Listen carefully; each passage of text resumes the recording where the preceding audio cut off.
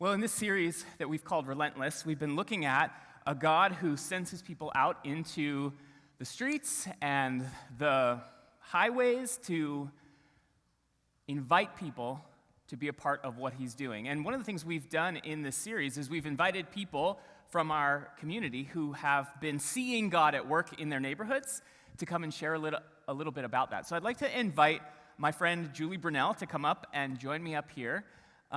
Julie is a person who has made some decisions in her life that I want you to hear about. And so she's also seen God at work in her neighborhoods in some ways that I want you to hear about. So Julie, thanks for being here with us, and thank you for sharing what God's been up to.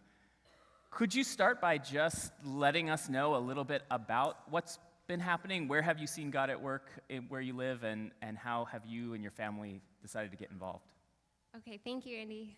My name is Julie Brunel, and I'm married to Brian Brunel, who's up here on the worship team today. We have two daughters, Mina, a 6th grader, and Kara, a 4th grader. And we live in Baltimore City near Johns Hopkins Hospital. And a verse that was at our wedding, that our pastor shared at our wedding, was from Isaiah 30:21. And it says, "Whether you turn to the right or to the left, your ears will hear a voice behind you saying, 'This is the way, walk in it.'" And we followed that voice to Maryland 18 years ago. And then we followed it into Baltimore City in 2002, so 16 years ago. And with 2 young children, we needed to find a place for them to go to school. And the school in our neighborhood was ranked number 875 of 878 schools in Maryland. And so we didn't think that was a suitable option. And so we prayed for the school that God wanted us to be a part of, and he led us to the Henderson-Hopkins Partnership School, which was the first new school in Baltimore City in 20 years, back in 2014. And God had a place for Mina and Kara at Henderson-Hopkins, and he had a place for us. And so that's how we got to this point today. And so tell me a little bit about your involvement with Henderson-Hopkins. Well, as a new family at Henderson-Hopkins, Kara was in kindergarten and Mina was in 2nd grade. So we went to all the town hall meetings. We went to all the parent-teacher conference days. We went to all the school events just to meet people. We prayed that we would be welcomed because we were not the same as everybody else. And we were. We were welcomed with open arms and treated with kindness and genuine love, and we loved everybody right back. And it turned out that I am a really good note taker, and so I started taking notes at all of the town hall meetings, and I started sharing them with other parents. And our family advocate invited me to be part of the parent council, and that was a group of parents that met regularly with the principal at the school to talk about any issues that were coming up. And that group met and talked about the same things over and over again. There didn't seem to be a lot of accountability happening with the administration on things that the parents were voicing as concerns. And so it was decided that we needed to have an organized parent group. And so we reached out to the Maryland PTA for some information, and the same day we reached out to them, they sent Baltimore City Council PTA leadership to meet with us. We called in the afternoon, and they were there at 5:30, ready to support us in forming our PTA. I love how this is a story of your kind of unique gifts, particularly you mentioned like note-taking, the skill you have. Julie is offering all sermon notes. These sort of skills that you guys had and the stirring that was in your heart kind of linking in with something that was already happening in the neighborhood, that other people kind of got started, but you guys had open eyes to see what God was doing. How did you how did you keep your eyes open to what God might be doing, and how would you encourage us in our own neighborhoods to do the same thing? Well, it's funny you mentioned sermon notes, because I found some sermon notes that I had taken from one of Pastor John's sermons in 2006. And the advice that he had given our congregation back then was to know that God was already at work. It turns out that the vision for our school was started over 20 years ago, before Brian and I ever even knew where Baltimore was on the map. And God brought us here, and he invited us in to be part of what he's doing in East Baltimore. And so the next thing that Pastor John mentioned after knowing that God was at work was to pray, and that's what we did. We prayed over each step, over each event, over each thing. We just prayed, and God led us each step of the way. And the next thing he mentioned was to make connections. And so that's what we were doing. We were meeting the people at the school, we were meeting the leaders, we were meeting the teachers, we were meeting the other families, and making connections. And then we just needed to be available. That's awesome. I'm sure that, this is a cool story of God providing for you and providing through you to the community, but I'm sure that it hasn't all been wonderful, and I wonder what some of the struggles or some of the cost for you guys have been. Well, with a new PTA, you find out pretty quickly that there's a few people who are willing to step up and do the work, and you wind up having to do a lot of it. And so we've spent a lot of hours pouring into the events that we've tried to bring to our families and making community connections. And that's bared a lot of fruit. We've seen a lot of wonderful connections come out of that in the first year of our PTA last year. And so that has been a cost to our family, just the time spent in meetings and conversations and effort. But one of the things that we realized is our small group that we were most recently part of was meeting on Sunday evenings.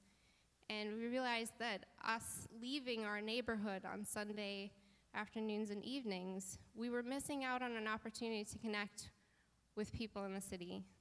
There's a lot of activity on Sunday afternoons and Sunday evenings in the city around Patterson Park, where we live. And by leaving the city, we were missing out on those opportunities to connect. And so we made the hard choice to step away from our small group at the time.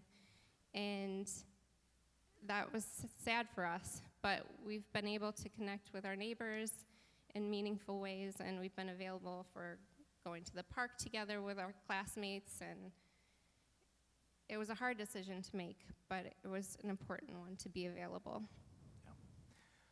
Yeah. How can we be praying for you and supporting you as a church now? We have a few particular prayer requests. I pray that you would pray with us for protection over the Henderson Hopkins community and our families, because we are in East Baltimore, and that can be a rough place to be. We also would appreciate your prayers as we try to recruit and equip new PTA members into leadership roles. We need some more people to come alongside of us and learn from what we've learned in our first year and be ready to carry the torch forward. And then thirdly, I have a specific prayer request. There's a group in Baltimore City called Guardian Baltimore, and they're an arts-integrated social justice dance organization. And for years, they've been working with the kids at Sandtown's New Song Academy. And a few years ago, I reached out to our school social worker wanting to connect our kids in East Baltimore with kids over in West Baltimore, and specifically, he knew some people at New Song. And nothing wound up happening back then, but I think that God opened the door to this opportunity. So I've met the director, and she wants to offer our students 10 weeks of dance classes on Saturdays. And there's a significant fee in order to use our building on Saturdays for the security cost and the housekeeping. And so that is a hurdle for us right now. So, and just pray that you would pray along with me. I know God's already got it worked out because the classes are going to start on October 13. And I really want our kids to be a part of this program. So I just would appreciate your prayers for seeing that come to fruition. What's the cost that remains? The total cost for using the building is $2,700 for the 10 Saturdays. And the Guardian Baltimore group has already found a way to cover one half of that cost. And so about $1,350 remains in order to cover that cost. Okay. So one thing that you don't know about this story that I learned was that many of you know Pastor John meets every Wednesday with other pastors and primarily to pray for what's going on in the city and in the region around us. And when Pastor John heard a little bit about the story, he realized that his group of pastors who were praying for this, who meeting for prayer, were actually praying for the Henderson Hopkins School without even knowing that Julie was getting involved. So at the very same time that Julie and Brian and their family are dialing in to what's going on, there's pastors praying for this. And in fact, Pastor John, whose sermon you referenced, was already dialed in. So I kind of feel like we're a part of this story, and I think we can, I haven't really asked permission to do this, but I think we can cover that. I think we can take care of that, right? So I want to pray for you and for the school and for the things you just asked for, and I want to invite you to pray with me. So, Julie, will you stand with me, and would you, if you want to reach a hand of blessing towards her, let's pray for their family and what God is doing in their lives. God, thank you for the Brunels. Thank you for their willingness to step into what you are already doing, for their willingness to sacrifice their own comfort for the glory of your kingdom and for the good of their neighbors, and we ask your blessing upon them. We ask you to protect them and their family and their neighbors from the struggles that they may be facing. We pray that you would sustain them when they get weary. We pray that you would provide the things that are necessary for them to continue to be a blessing. And we are grateful that we can be a small part of helping these students and this school and this community thrive. We're thankful that that is what you are pursuing, is the flourishing of your world. And so thank you for letting us be a part of it. And thank you for Julie and for Brian, for their beautiful daughters, and for their faithfulness to your call. We ask your blessing upon them. In Jesus' name, amen. Thank you so much for coming up. Can we thank the Brunels?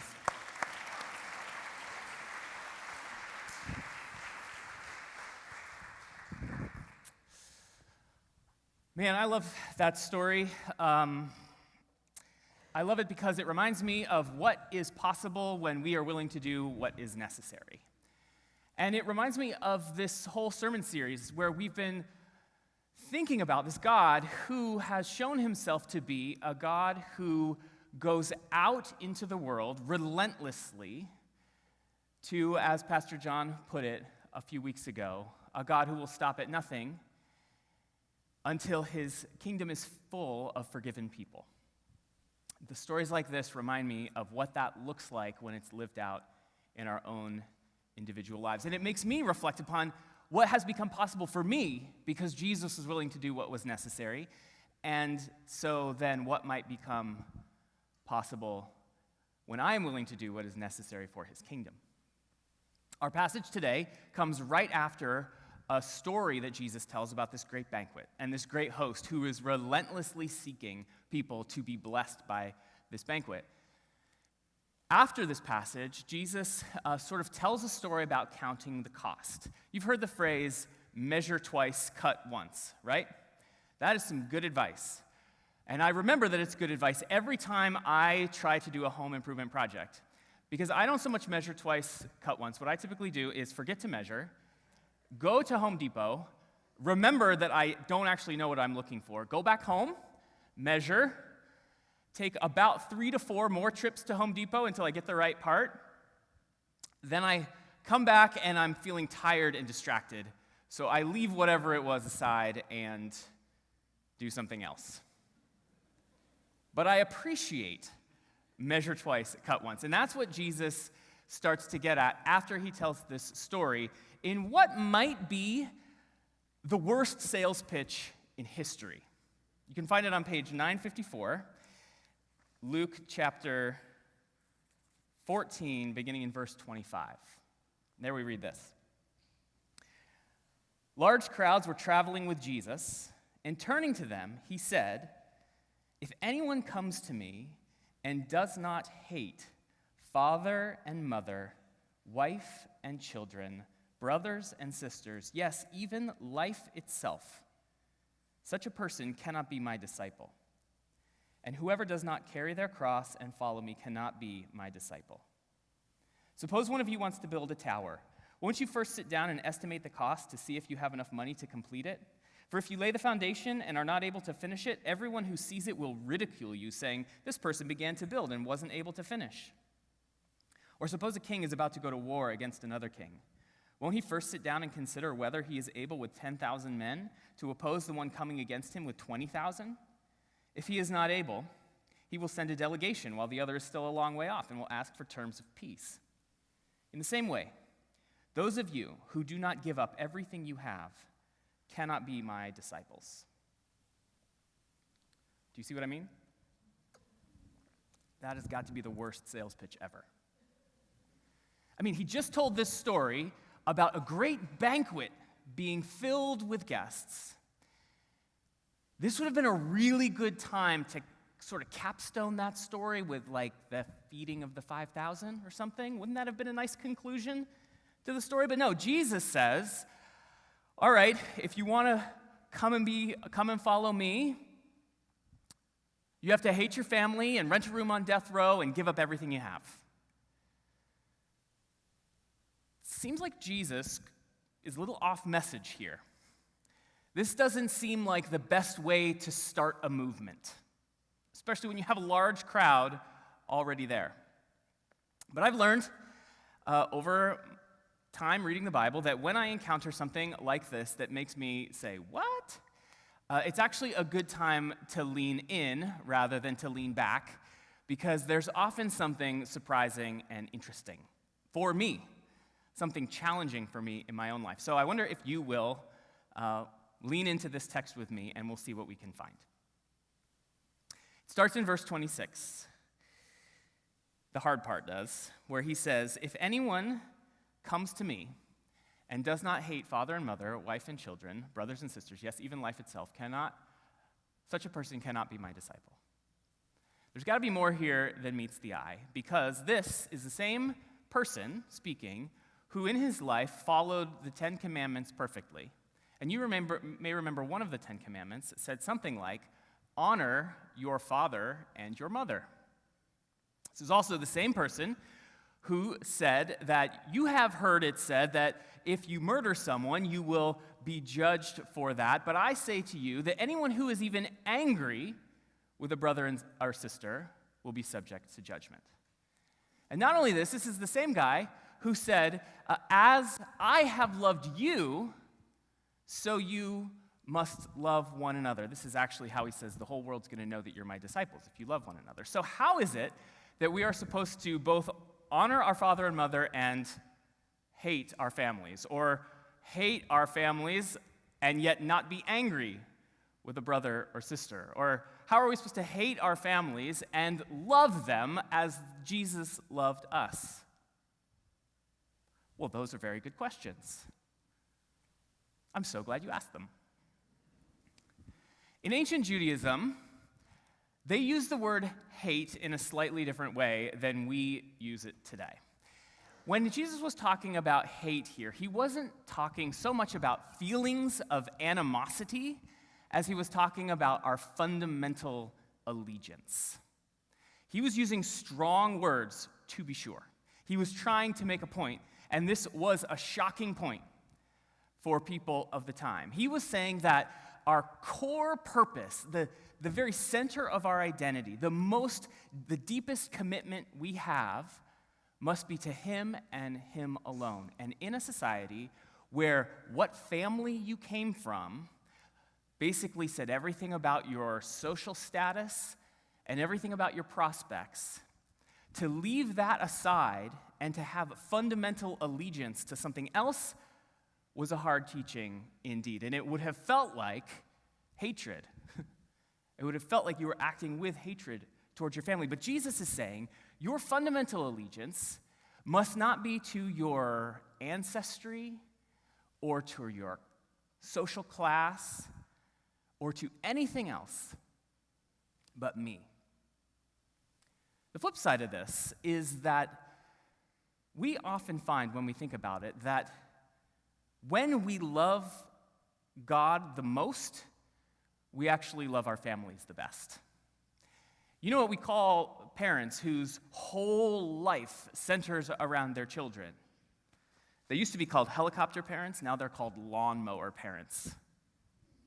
Or people that are committed to their personal relationships above everything else. Sometimes we call that codependent. People who are committed to their future or to their comfort are often filled with anxiety and fear about the future. The truth is that life is best when we love God the most, when there is nothing else that is at the core of who we are, that is at the very foundation of our pursuits, when our fundamental allegiance is to Jesus. So then he goes on to tell these two stories, these two illustrations about people who were counting the cost, who were measuring twice and cutting once. And one of them is, interestingly, actually in both of them, neither of the people have what it takes, which is a funny way of telling people to count the cost. He's not so much saying, figure out if you have what it takes. Because in both of these stories, one guy doesn't have enough money to finish his building project. The other guy doesn't have enough soldiers to win the battle. And then Jesus says, in the same way, anyone who doesn't give up everything they have cannot be my disciple. When it comes to following Jesus, we will never have everything we need. But it will take all that we have. I also don't think he's so much saying, I will not let you follow me if you don't get rid of X, Y, and Z. I think he's saying, if you don't get rid of X, Y, and Z, you're just not coming along. And the trick is that X, Y, and Z are almost always good things. They're always things like family or our future or our comfort or our preferences or even a thing like our church. These things, the way things are often the things we need to let go of in order to pursue the God who is on the move. And so, if we're in school right now, you should know that your grades and your relationships, they really, really matter. They just don't matter most. And if you're a parent or a grandparent, you need to know that your kids and your grandkids, they matter so much. They just don't matter most. Your future, your financial security, that stuff matters. It just doesn't matter the most. This church really matters. It just doesn't matter the most. What matters most, our fundamental allegiance, is to this mission of God to seek and save the lost, to forgive and redeem and restore. And the beautiful thing is that when we let go of those things, they're actually caught and held secure in the nail-scarred hands of the one who conquered even death for us. So what does this mean for us in our own lives, in our own experience, in our life together as a church? I think that when our fundamental allegiance is to Jesus, then what matters most to him will matter most to us. And as we've seen over the last few weeks, Jesus is one who was sent to seek and save the lost. He was sent on a mission to forgive and redeem and restore. And he has invited us, those of us who are following him, not only to experience that forgiveness and redemption and restoration, but then to be sent out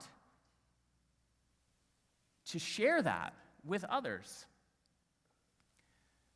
To know that this world is filled with people just like us, who are lonely and who are broken and who are confused and who are wondering if they are loved by God. It is our job to go and make sure that they know how deeply loved they are, that they might embrace this love of God for them as well. This is at the core of what it means to be the church. This is what it means to follow after Jesus. And what Jesus is saying in this passage is we can't pretend like we can pursue that and stay where we are and stay as we are. We have to let some things go. I love the story Julie told about realizing that for them to pursue what God was doing in their neighborhood, they had to leave aside this Sunday night small group that they loved and cared for. I don't know what that would look like in your life, but I have some ideas of what it might look like in our life together as a church. So one thing you need to know is that people who study churches have often observed that when an individual congregation is growing, which is how pastors love to evaluate how well they're doing, when a church is growing, what's most often happening is that people are just coming from a different church. So it's not so much growth in the sense of people are coming to learn for the first time and embrace the love of God for them. It's just that people are sort of sorting themselves. And there's nothing necessarily wrong with that. But we shouldn't ever confuse that for the kind of mission that we've read about over the last 3 weeks. And there's this story I read of a pastor who was meeting with a couple of people who were coming to his church, and they liked what was going on, and they had been in significant leadership roles in other churches. They were faithful, mature people, and they had some concerns about this church, and primarily they were concerned about the denomination that the church was in. So they asked the pastor, tell us more about this, and they were kind of expressing their concern, and the pastor said, do you think that the people that we're trying to reach, do you think they care what denomination we're in? And the people said, no, of course not. Of course not. We know better than that. But people like us really care. And so I think it would actually be good for your church if you want people like us to be a part of it, to consider moving to a different denomination that we feel more comfortable with. And the pastor looked at them and said, but you're not our mission. You're not our mission, but I think that God might be calling you to join us on that mission.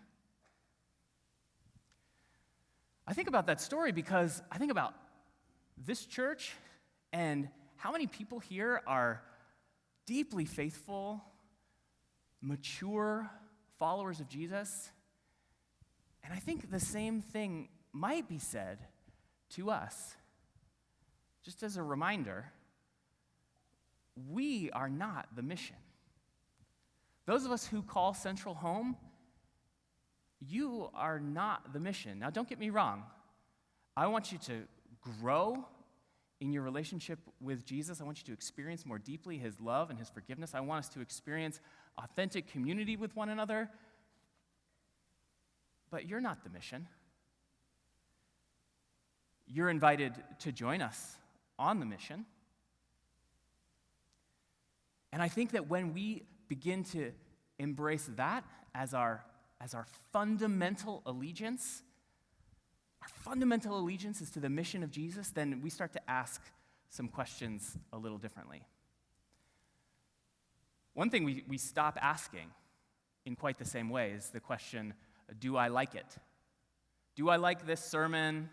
Do I like this music style? Do I like this project that we're initiating? Do I like what's happening here? We don't ask that as a primary question. Because the primary question is not, do I like it? Is it meaningful to me? Does it meet my needs? We don't ask that because we're not the mission.